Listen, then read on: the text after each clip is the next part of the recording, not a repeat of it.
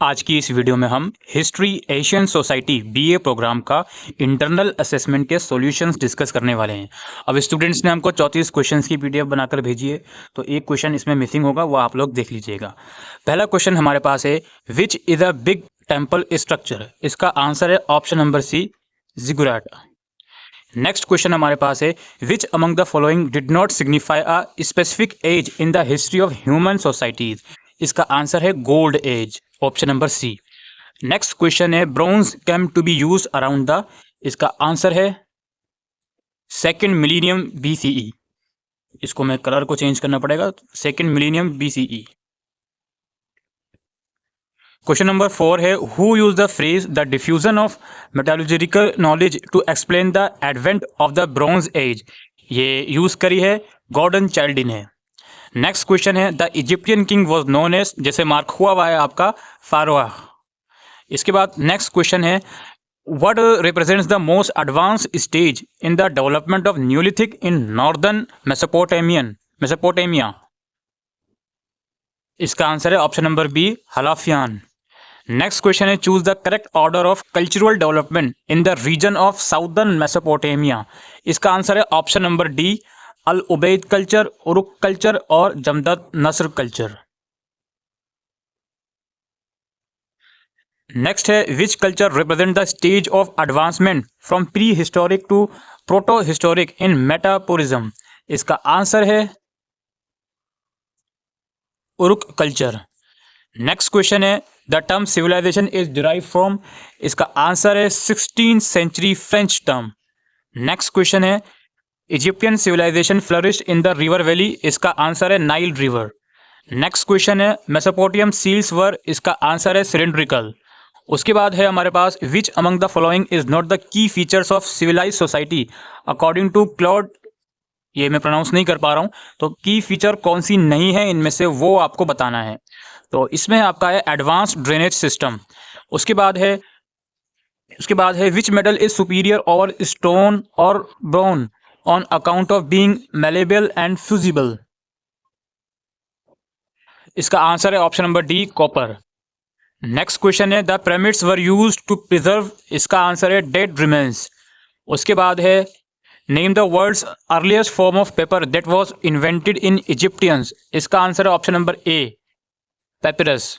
उसके बाद है, who has referred to culture as a semi civilization? इसका आंसर है Charles, I think Charles Darwin होगा, एक बार रीवेरीफाई कर लेता हूँ। चार्लिस नहीं है इसका आंसर, इसका आंसर है फर्नैंड ब्राउडेल। ये आपका है, इन्होंने ही कल्चर को सेमी सिविलाइजेशन बताया था, फर्नैंड इसका आंसर है, ऑप्शन नंबर सी। उसके बाद है, technique where in the material was heated and liquefied and poured in cast shape as per requirement? तो इसका आंसर है metal casting, option number C. Then आपके पास है, which civilization is referred to as world first civilization? इसका answer है Sumerian, option number B. Which of the following religious belief was central to Egyptian religion?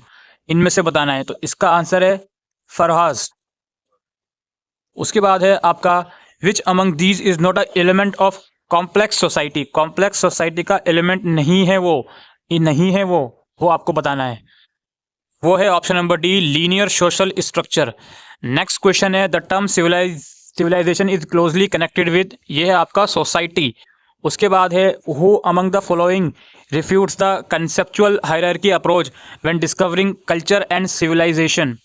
तो well इसका answer है option number D, Christopher डेसोन।